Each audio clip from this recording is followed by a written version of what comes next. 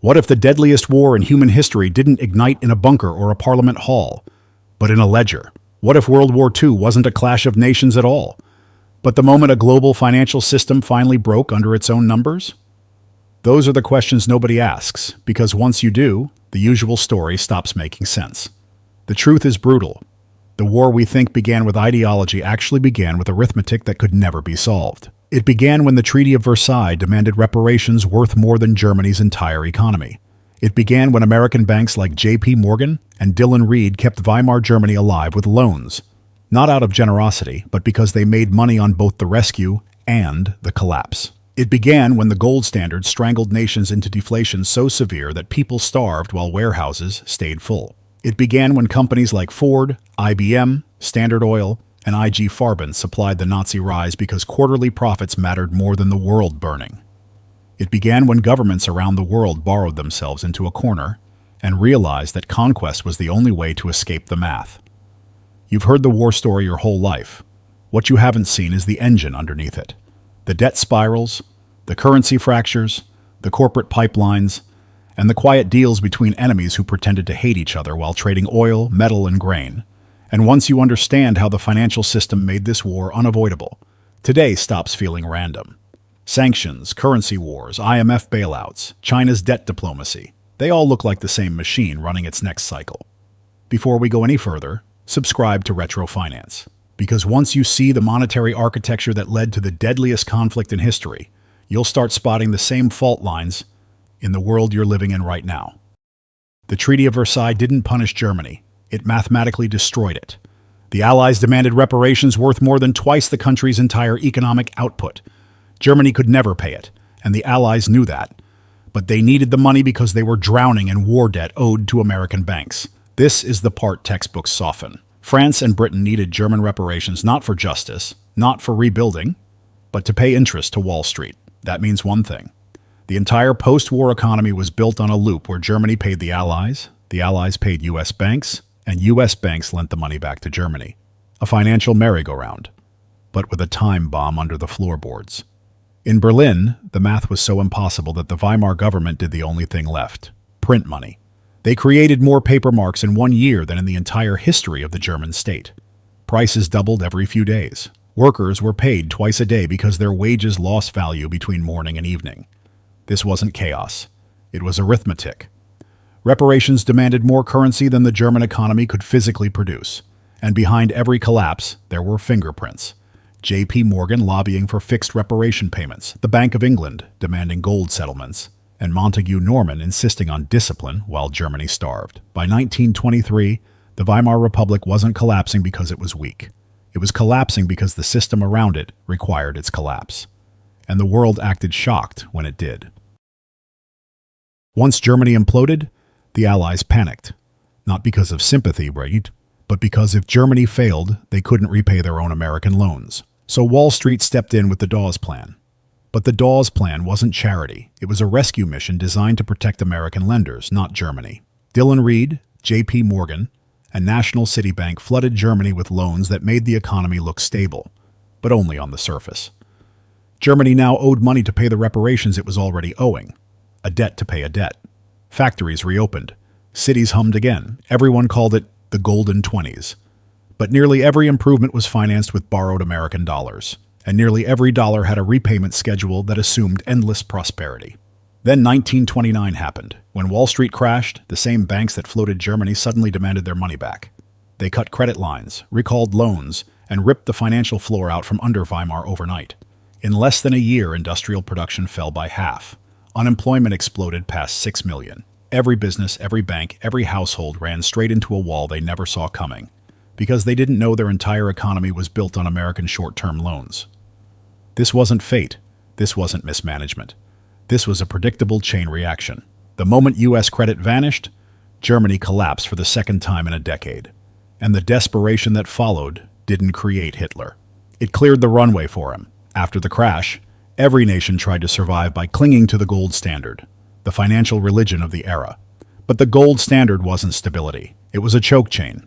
When economies needed flexibility, gold demanded rigidity. When people needed spending, gold demanded cuts. When nations needed to breathe, gold demanded deflation. And the pressure crushed the weakest first. Germany, Britain, Austria, Hungary, all trapped in a system where governments couldn't print money, couldn't stimulate demand, and couldn't save banks without physically backing every currency note with metal. But gold wasn't circulating. It was hoarded. Central banks locked it away to restore confidence, which only made the crisis worse. The result was catastrophic. Factories closed not because nobody wanted products, but because governments couldn't expand the money supply to match real economic needs.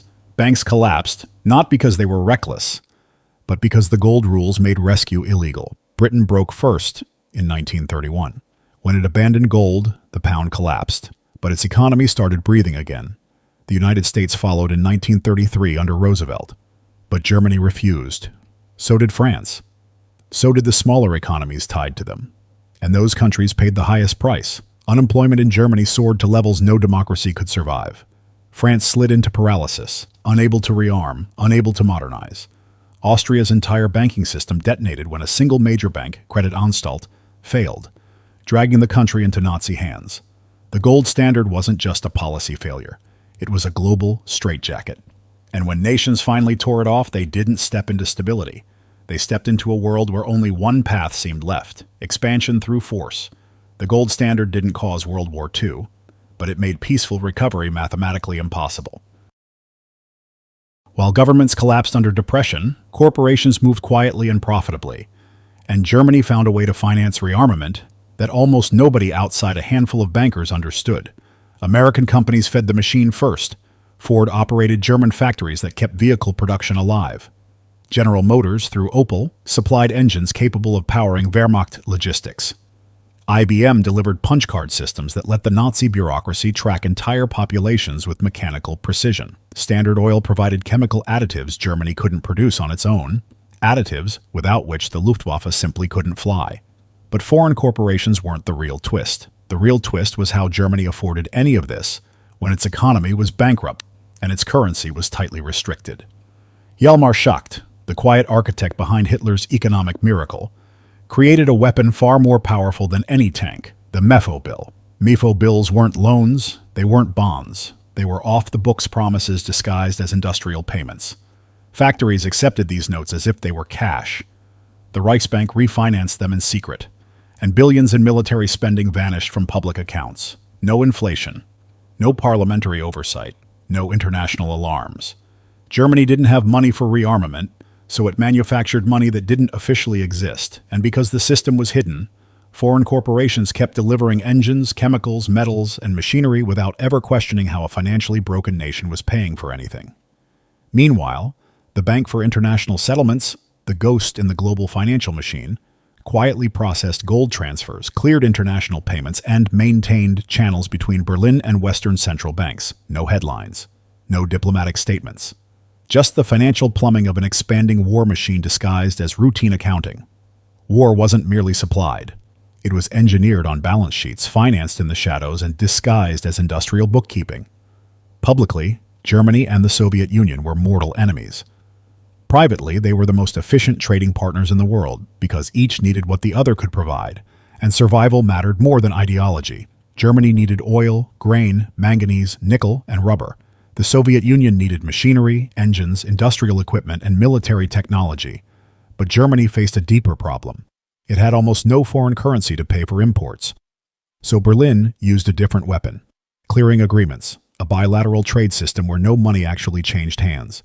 Germany paid with goods, with machinery, with weapons, with promises backed by Mefo financing. The Soviet Union accepted these terms because German technology was worth more to Stalin than cash ever could be. This arrangement solved both of their problems. Soviet oil fueled German tanks. Soviet grain fed German troops. Soviet metals hardened German artillery and armored vehicles. And German engineers modernized Soviet factories, railways, refineries, and military infrastructure years faster than the USSR could have done alone. Behind the speeches, the slogans, and the ideological hatred, Germany and the Soviet Union ran one of the most effective wartime supply chains ever assembled. The Molotov-Ribbentrop Pact didn't create this cooperation. It merely formalized what had already been happening for years, a fusion of two war economies that terrified every Western capital watching from the sidelines. This wasn't diplomacy, it was logistics. two future enemies building each other's industrial capacity because mathematics, not ideology, dictated their actions. And without these hidden financial tools, MIFO bills at home, clearing agreements abroad, and silent coordination through the BIS, neither Germany nor the Soviet Union could have created the military power they unleashed on the world. By the late 30s, the world wasn't choosing war. It was running out of alternatives. Every major power faced the same problem. They needed resources their own borders couldn't provide. Japan needed oil, iron ore, rubber, and food, and its islands had none of it. Italy needed coal, oil, and steel, and couldn't produce enough for its ambitions. Germany needed everything. Land for agriculture, oil for engines, ores for weapons, and labor for factories. And the nations that did control these resources, Britain, France, the United States, used economic pressure as their primary weapon. Sanctions on Japan strangled its fuel supply. Export controls on Germany limited its access to metals and high-grade oil. Financial restrictions boxed Italy into economic failure. Peace required cooperation. But the economic architecture of the 30s rewarded aggression. Japan saw one path: seize the resources of Southeast Asia before the US, cut them off completely. Italy tried the same in Africa, convinced its survival depended on expansion. Germany believed its only route out of economic suffocation was capturing the farmland and oil fields of Eastern Europe. These weren't ideological decisions. They were supply chain decisions, and the leadership of each nation knew it. Hitler's speeches talked about living space, but his generals talked about wheat, oil, steel, and rail lines. Japan's military planners wrote openly that the nation had only 18 months of oil left. Italy's economists warned Mussolini that without foreign coal and iron, the country would collapse. The world was cornered by arithmetic again. You cannot sustain a modern military economy without energy, food, metals, and labor. The countries that lacked them chose conquest because the alternative was national poverty, or collapse. War wasn't a decision. It was the end point of a global economic race where the prize was survival. By the time the shooting started, the United States was already positioned to profit from the conflict, long before it officially entered the war. The Great Depression had crushed production, gutted banks, and pushed unemployment to historic highs. Then Europe exploded, and suddenly every allied nation needed what only America could provide: oil, steel, food, ships, aircraft, credit, and they needed all of it fast. The United States became the world's supplier, but not out of charity. It was business, scaled to a level no nation had ever seen. American factories ran day and night. Companies like Boeing, Lockheed, DuPont, Bethlehem Steel, Standard Oil, and General Motors expanded so rapidly that entire cities transformed into industrial fortresses. The government poured billions into contracts, and corporations competed for a war economy that guaranteed profits. But the real power wasn't in production. It was in financing. Britain and France couldn't pay up front. They were broke. So the US created systems, lend-lease, gold transfers, credit extensions, that kept the Allies alive while quietly making Washington the world's banker. Every ship delivered. Every tank produced. Every barrel of oil shipped overseas. All of it deepened the Allies' dependence on American financial power. By 1942, the United States wasn't just involved in the war. It owned the supply lines that determined who could fight and who would fall. And when the war finally spread across continents, the U.S. had something no other nation had: an economy untouched by bombing, a currency rising in value, and the world's largest stockpile of gold. The war was horrific, but economically, it was the greatest leverage-building event in American history. This is the part people avoid saying out loud. World War II didn't just rescue the American economy, it positioned the United States to rewrite the global financial order from scratch. When the guns fell silent, every nation in Europe lay in ruins. Except one. America stood alone with functioning factories, intact infrastructure, soaring industrial capacity, and 2/3 of the world's gold. And Washington didn't waste the opportunity. It redesigned the world's financial architecture in its own image. The Bretton Woods Conference in 1944 wasn't a meeting. It was a monetary takeover. The U.S. pushed for a system where every major currency pegged itself to the dollar, and the dollar pegged itself to gold. That meant one thing. If you wanted stability, if you wanted trade, if you wanted investment, you needed dollars. The IMF was created to enforce this system. The World Bank was created to rebuild nations in ways that aligned with American financial priorities. The Marshall Plan wasn't just aid.